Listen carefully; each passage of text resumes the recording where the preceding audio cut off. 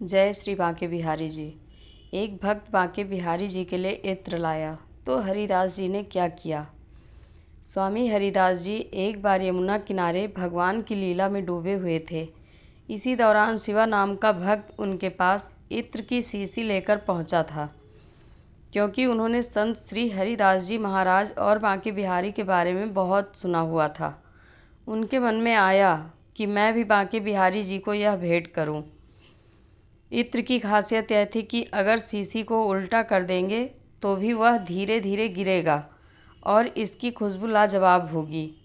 वह व्यक्ति वृंदावन पहुंचा। उस समय संत जी एक भाग में डूबे हुए थे। संत देखते हैं कि राधा कृष्ण दोनों होली खेल रहे हैं।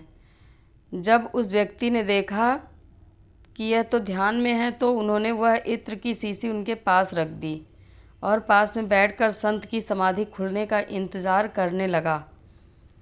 तभी संत देखता है कि राधा जी और कृष्ण जी एक दूसरे पर रंग डाल रहे हैं।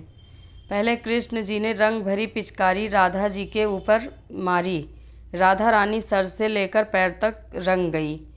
राधा जी जब डालने लगी तो उनकी पिचकारी खाली थी। संत को लगा कि राधा जी तो डाल ही नहीं पा रही हैं, क्योंकि उनका रंग खत्म हो गया। तभी तुरंत इत्र की शीशी खोली और राधा जी की कमोरी में डाल दी और तुरंत राधा जी ने कृष्ण जी पर रंग डाल दिया। हरिदास जी ने सांसारिक दृष्टि में वह इत्र भले ही रेत में डाला, लेकिन आध्यात्मिक दृष्टि में वो राधा रानी की कमोरी में डाला।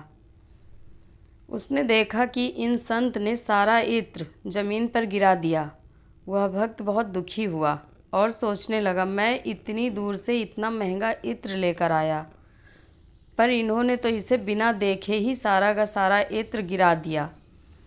मैंने तो इन संत के बारे में बहुत कुछ सुना था, लेकिन इन्होंने मेरे इतने महंगे इत्र को मिट्टी में मिला दिया।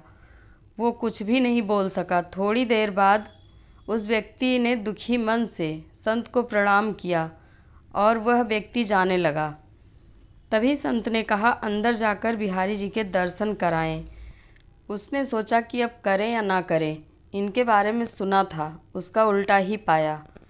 क्या पता कभी आना हो या ना हो। ऐसा सोचकर वह व्यक्ति बांके बिहारी जी के मंदिर के अंदर गया तो क्या देखता है कि सारे मंदिर में उसी इत्र की खुशबू चारों तरफ फैली थी।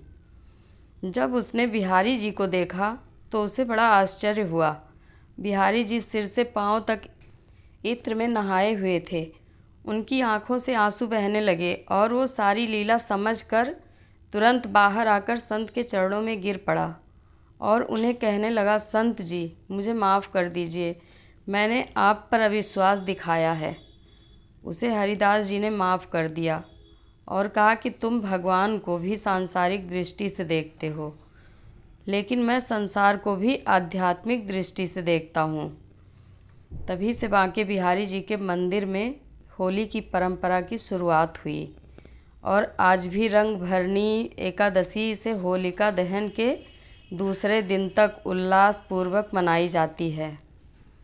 जय श्री बांके बिहारी जी। कथा कैसी लगी कमेंट बॉक्स में अपनी राय ज़रूर दें। धन्यवाद।